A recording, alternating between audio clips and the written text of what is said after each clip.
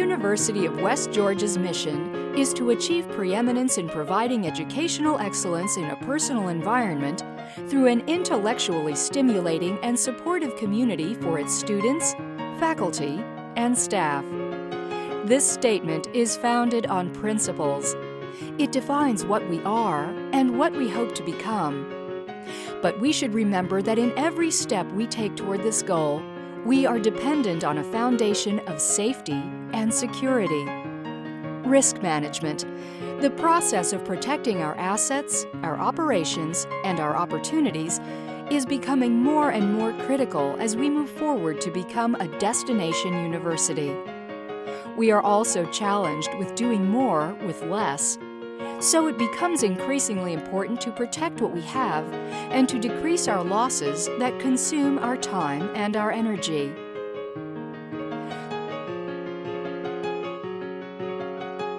This training module was designed and implemented to help us obey the law and fulfill our obligations to the state. But it does much more than that. It helps orient our professional community in the very basics of what everyone who works here should know. It is simply a starting point, an essential first step. Universities are complex institutions. We not only teach our students, but we house them, we feed them, we structure their social lives, we feed their character, we develop their leadership skills. The University of West Georgia exists for this primary purpose, but has assumed many roles to help accomplish this. We are, among other things, a business, a landowner and neighbor, a state agency, and a resource for our community. And our operations are as diverse as any township. Supporting our academic mission, we have architects and accountants, professors and police officers, carpenters and counselors. Everyone has a unique role, but there is one thing we have in common. We are all members of this community that are contributing to the success of this institution. As you may be aware, the Board of Regents, as well as the state of Georgia, is redefining how we manage risk. Our insurer has mandated that each state agency implement a comprehensive loss control program, or CLCP, which proactively responds to the various risks that we face. One requirement of this program is that every state employee be required to complete a minimum of 3 training classes annually.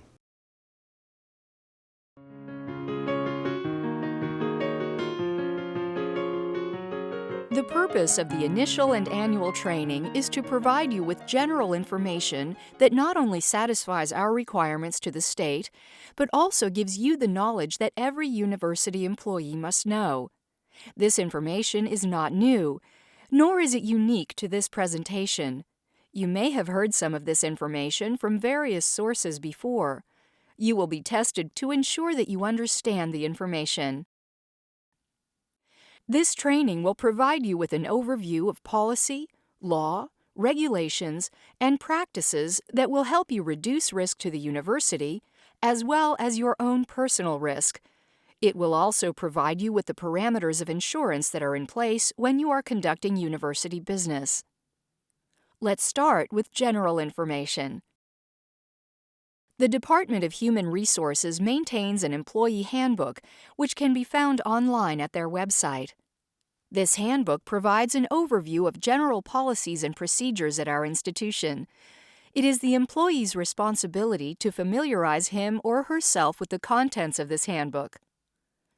Topics include employment laws, employee status, evaluations, pay and benefits, and personal conduct.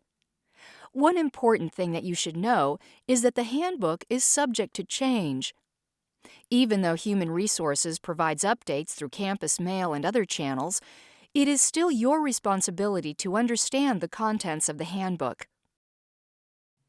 There are a few specific topics that need to be addressed. The first is harassment. If you feel that you have been discriminated against or have been the recipient of a form of harassment, it is your responsibility to file a formal complaint with Human Resources. Another topic is the Family Medical Leave Act, or FMLA. The FMLA requires that employers provide job-protected unpaid leave due to a serious health condition that makes the employee unable to perform his or her job, or to care for a sick family member, or to care for a new child, including by birth, adoption, or foster care. Although HR may proactively respond and activate your FMLA entitlement, or your supervisor may act on your behalf, it is your responsibility to notify HR in order that you will be afforded this leave and that your job will be protected. If you'd like to know more about FMLA, a video is available at Human Resources in ACOG Hall. Risk management is a broad term that simply means to protect or to secure. In a university setting, this includes abiding by all laws, codes, regulations, and ordinance. It means protecting our people, our real property, our assets, and our good name. It also means protecting what we do so we can continue to do it. First of all, everyone is a risk manager, because as an employee, you are an agent of the state, and you are accountable for what you know. If you notice an unsafe condition, you are responsible for ensuring the concern is either corrected or the information is communicated to someone who can address the issue. Possible corrective actions include notifying your supervisor or submitting a work order. Students and employees are injured every year because someone assumed that it was someone else's job to address an issue. The University of West Georgia has a building manager and building coordinator program, and each occupied building has one of each. The building manager is responsible for building policy and making decisions, while the coordinator is responsible for communication to all building employees. Everyone is encouraged to use this program to address and communicate issues affecting most or all the building occupants. The Risk Management, Environmental Health and Safety Building Manager Program webpage has the most current list of managers and coordinators. If you are aware of a concern that is not facility-related, such as an unsafe practice, your primary means to resolve these issues is to use your chain of command, starting with your supervisor. If you feel your supervisor would not be responsive to your concern, or if your concern is related to your chain of command, you are encouraged to use the other resources on campus, such as the Ombuds Office, Human Resources, University Police, or Risk Management. All supervisors should know that they are completely accountable for the information that is reported to them, and it is up to them to resolve an issue or refer to someone who can. All employees are protected from personal liability when they are doing their job. This is provided to them through the Georgia Tort Claims Act of 1990. Whether you are a professor or a police officer, a lawyer or a landscaper, you should not be afraid to do the work that you do for the university. But there are parameters to this coverage, and every employee needs to be aware of where this protection ends. Essentially, the Tort Claims Act only applies to state employees conducting state business. Let's break this down into two elements. First of all, the law only protects employees. If you ask a student, friend, or family member to assist you with a task, they would not be covered and may be subjected to personal liability, even if they are under your direct supervision. Volunteers may be covered for liability, but only if they are under a structured volunteer program. Secondly, the law only applies to state business, or in our case, university business. In most cases, it's pretty obvious what is, and what is not, university business. It's defined by our mission statement, our departmental goals, and our job descriptions. A general rule of thumb is, if what you're doing supports your organizational objectives, you would be covered. We place ourselves at personal liability risk when we choose to do tasks that are outside the course and scope of our responsibilities. Here's an obvious example. An administrative assistant for a department may pick up an item from a local office supply store. In this case, the secretary would be protected from liability because she is responding to the needs of the department. But if she's asked to pick up lunch for the boss, this does not support organizational objectives and would not be covered. Supervisors should be aware that there is a limit to what they can ask from their employees, lest they put them at personal liability risk. The term other duties as assigned is in fact restricted to other duties as assigned to achieve organizational objectives. If a supervisor assigns a task that does not directly contribute to the goals of the department, division, or institution, the supervisor is not conducting university business and does not have the authority to issue these directives. But the responsibility does not rest solely with the supervisor. All employees have both the right and responsibility to question how an assigned task might help benefit the department or institution. Now, this does not mean you cannot offer to get someone lunch or help someone's child with their homework or type up a resume or any number of tasks that we do as members of a community. It's just that these tasks benefit an individual and not the department, so they would not be insured. There are two other instances when a claim might be denied because it was not considered university business. The first is the law. There is nothing that we do as a state agency that would require us to break the law, and we surrender our protection if we do. Every employee has the duty to refrain from assigned illegal, unethical, or inherently unsafe tasks. Remember that everything we do is subordinate to the law. Even our basic rights and privileges, such as free speech and academic freedom, do not extend beyond these parameters. In most cases, it's obvious where the boundaries lie. But this principle also applies to non-criminal statutes, such as intellectual property, privacy, fire codes, public safety, civil rights, environmental compliance, and federal funding, to name a few.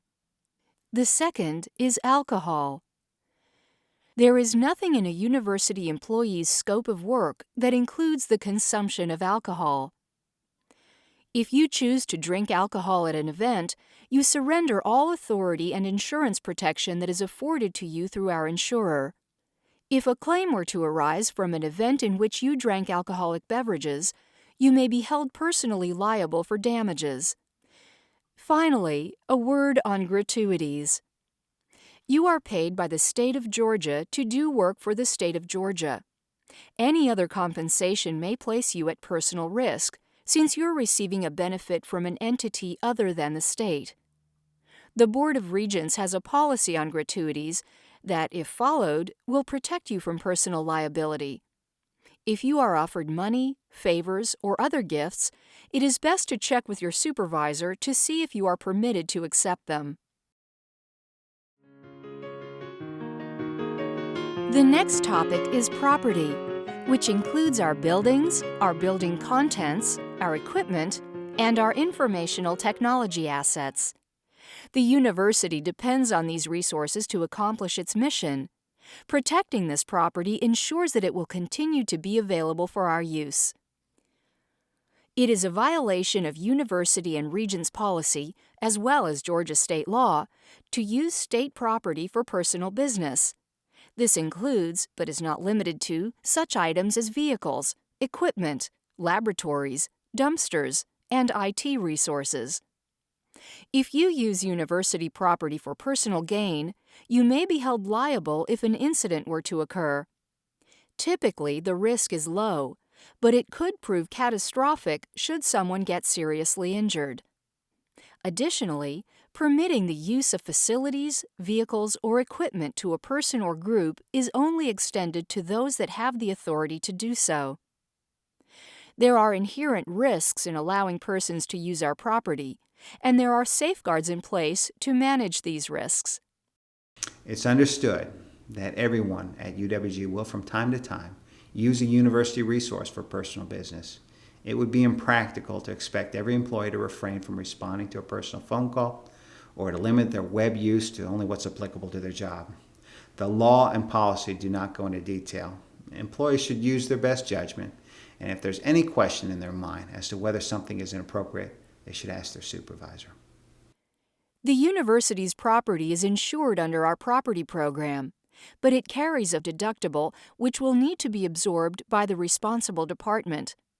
Most risks are covered, but there are a few in which the university will have to absorb all of the costs.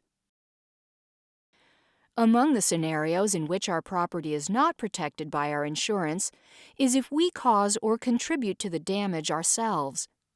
An example is if we're filling a container with water and we abandon it and it floods the building. It would not be an insured loss. Another example is if we attempt to bypass electrical safeguards and it starts a fire. That would be an uninsured loss as well. Another case in which we would be completely responsible for the loss is if we fail to secure the property. Stolen university property is only insured if 1. If the stolen items were secured properly, and 2. If there is a sign of forced entry. The informal motto is, if it ain't secured, it ain't insured. If the property was not properly secured when it was stolen, insurance will not cover the loss. Historically, the university has lost thousands of dollars in laptops and projectors simply because someone did not lock the door.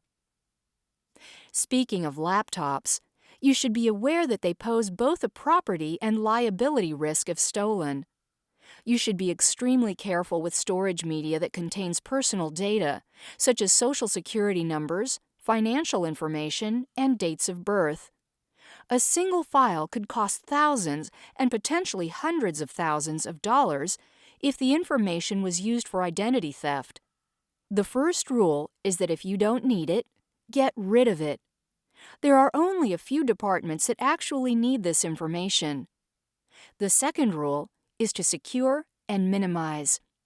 If you have to have it on your computer, only keep it on for as long as you need it. Encrypt the data and store the media in a secured location. Finally, by law, the state can only insure its own property. Personal property is not covered under the university's insurance policy. Employees assume the risk if they bring their own property on campus. This is different from a typical homeowner's policy, and many people learn this only when their property is damaged. If you have books, tools, equipment, or other valuables, you're advised to call your personal insurance agent and make sure they are covered under your own policies. The next topic is emergency response. Only a few people on campus are emergency responders, but we all have the duty to report to emergencies and respond appropriately. All employees should have a general knowledge on what to do should an emergency occur. First things first, you should not dial 911 for an on-campus emergency. Instead, call the university police at 678-839-6000. Dispatch will ensure that emergency responders have the necessary information to respond promptly. Calling 911 could result in delayed emergency response for two reasons. First, the 911 operator will not automatically know where you are calling from, and second, they may not know how to get to where you are. Every employee should be familiar with general emergency procedures. If the fire alarm goes off in your building, you should exit immediately and proceed to the evacuation assembly point. Most occupied buildings have this location identified in their fire evacuation plans. Another emergency procedure that we can typically expect is a tornado warning. Most buildings have a designated high-wind refuge area. When prompted by university police or through the voice alarm system, you should proceed to your building's protected area and remain there until cleared. If you do not hear an all-clear notification or subsequent warning, you may leave after 45 minutes.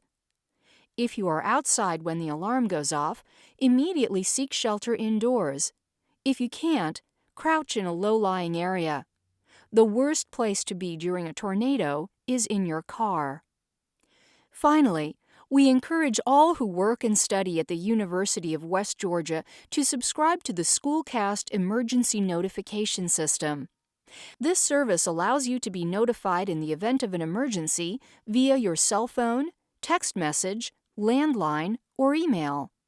It will also provide you with pertinent information, such as institution closings. You can sign up for Schoolcast through the University Police's website.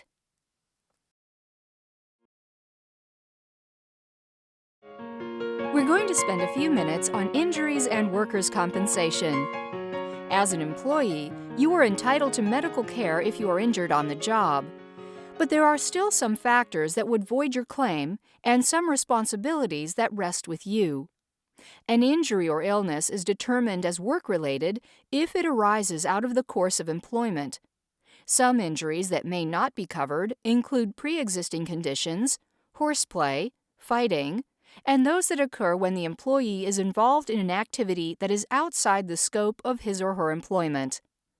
Like all emergencies, you should contact university police if immediate assistance is needed for an injury or transportation is likely to be required. For other work-related injuries that may require a prompt but not immediate response, you should report your injury to your supervisor and notify risk management. Remember that all work-related injuries and illnesses must be reported to the supervisor as required by law. Failure to do so may void any compensation entitlement under the workers' compensation law. A job-related injury is a condition or illness that arises in the course of a worker's duty.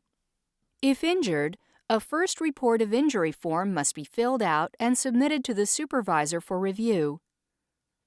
The form can be found online on the RMEHS website. It is the injured person's responsibility to fill out the form. It is the supervisor's responsibility to forward the completed form to RMEHS. Please remember that the University Health Center is funded by student fees and is only available for students. With the exception of blood pressure checks and efforts that benefit the campus community, treatment of any kind for employees is prohibited at the university's Health Service Center. Finally, 2 notes on workers' compensation. An employee may be asked to submit to a drug test following an on-the-job injury. If an employee unjustifiably refuses to submit to drug testing, workers' compensation may be denied. If a work-related injury is treated at the emergency room, a drug test will automatically be taken during this visit.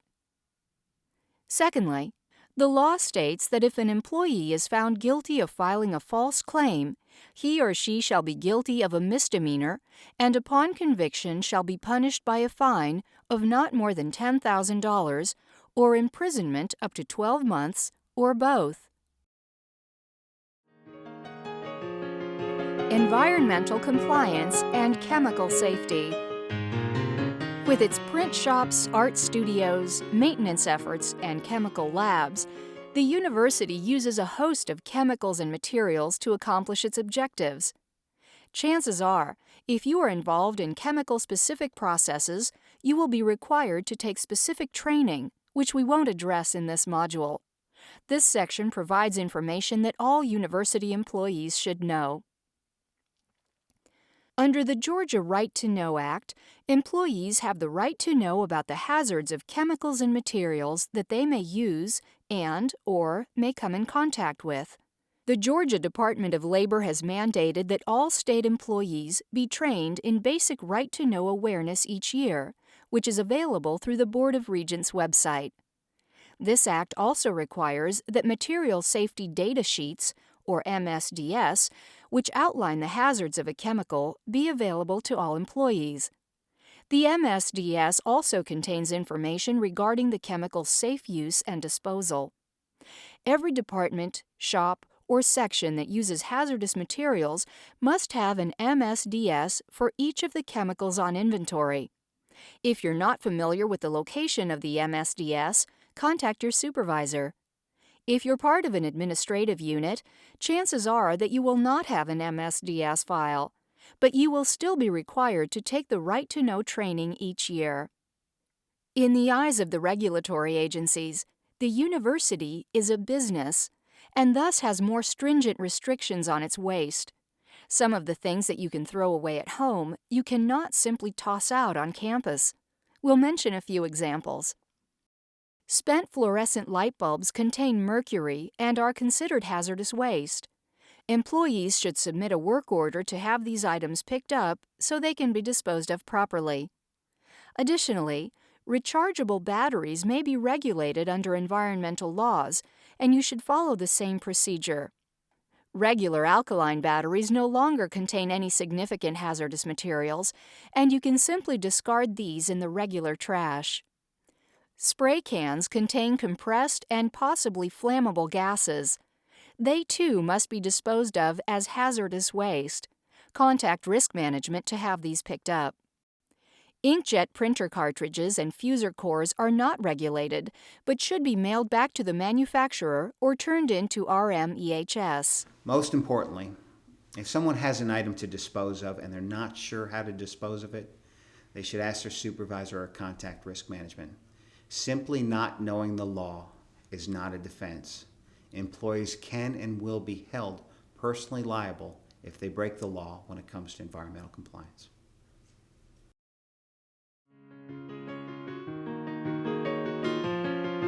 Safety is what most people think of when they think of risk management. We have a duty to protect our employees, visitors, and students, not just because it reduces a liability or operational risk, but because it is the right thing to do. Simply put, each time someone gets hurt, it is a failure to some degree, and there may be costs on many levels. Everyone is a safety manager. Safety encompasses a whole realm of topics, most of which are included in our comprehensive loss control manual. In the interest of time, we'll only address a few issues that relate to the general campus population. The first is fire safety. An employee shall not permit stairwell and fire doors to be propped unless they are working in the general area and need the door to be open.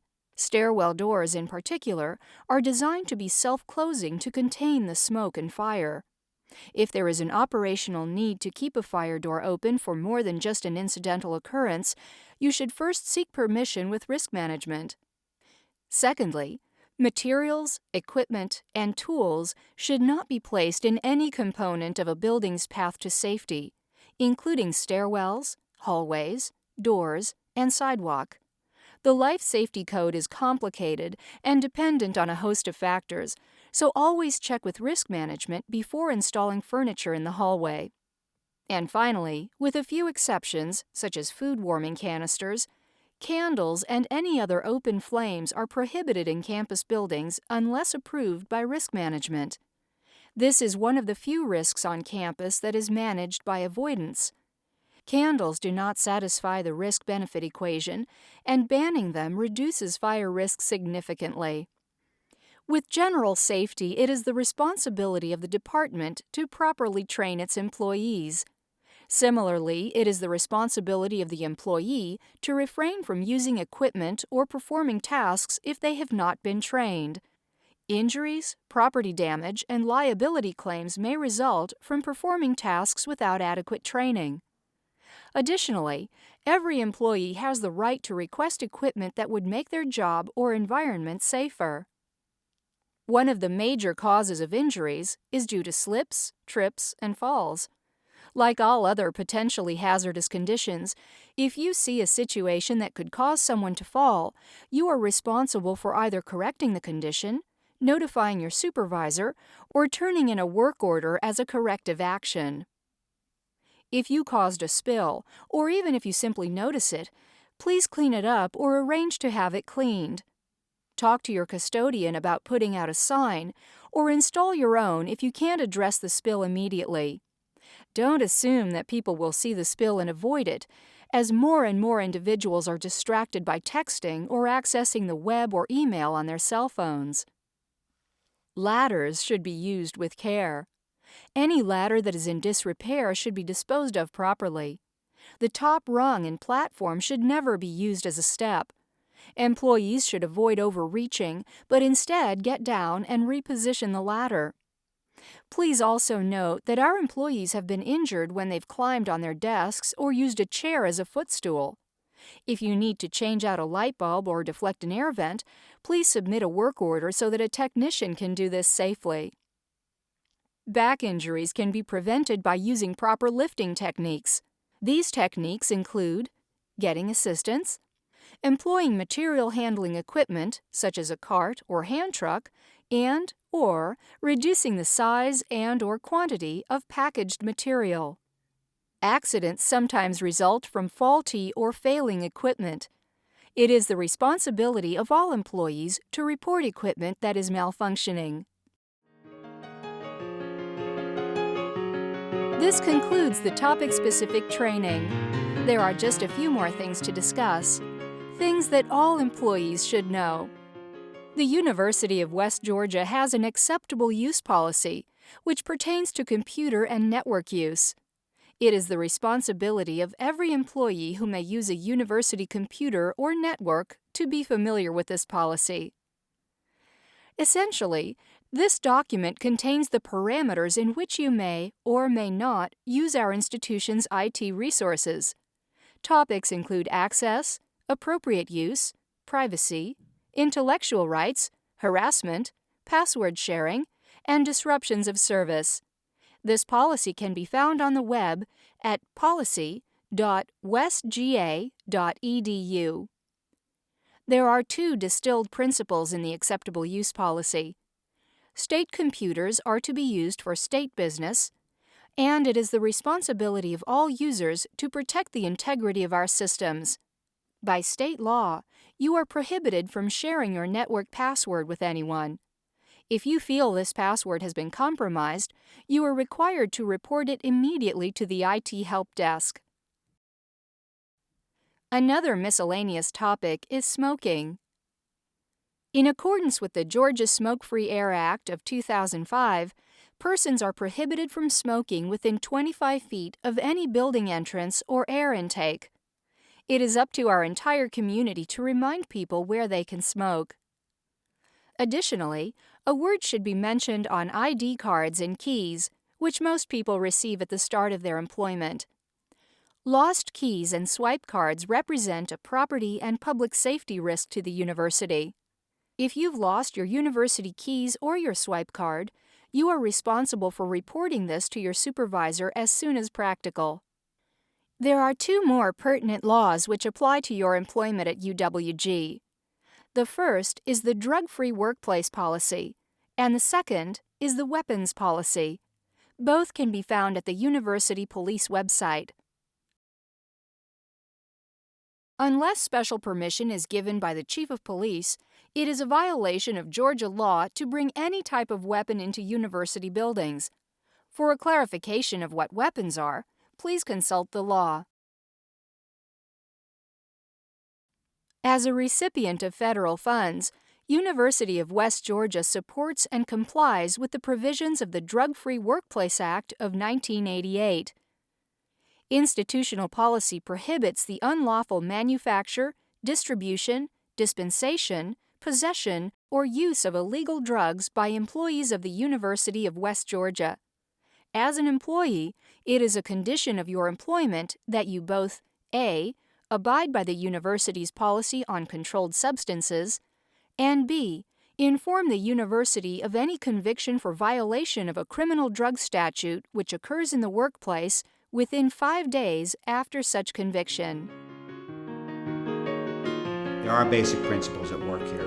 We should, as an institution, strive to do the right thing at all times. The acts or omissions of one person can have a corporate impact.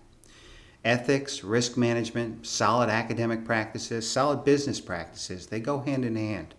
They can strengthen one another and they can weaken one another. If anyone is concerned about something they've learned or discovered, they are accountable on behalf of the entire institution to address that concern. There should be no reprisals for doing the right thing. Just one more thing. As stated, you are encouraged to work out any concerns you have through your chain of command. There are also other offices on campus that can address your concerns as well, but if you feel that there are inappropriate acts being conducted and you are not comfortable with resolving these through the normal channels, the University of West Georgia subscribes to a 24-hour hotline that will protect your identity. Please remember that this hotline is intended for dishonest or unethical behavior only. The phone number and website address are at the bottom of this screen. This concludes our training. We'd welcome any feedback. If you have any suggestions or comments, please call us, email us, or stop by the Risk Management Office. I'd like to thank you for your participation, and I'd like to thank you for your contributions to the university campus.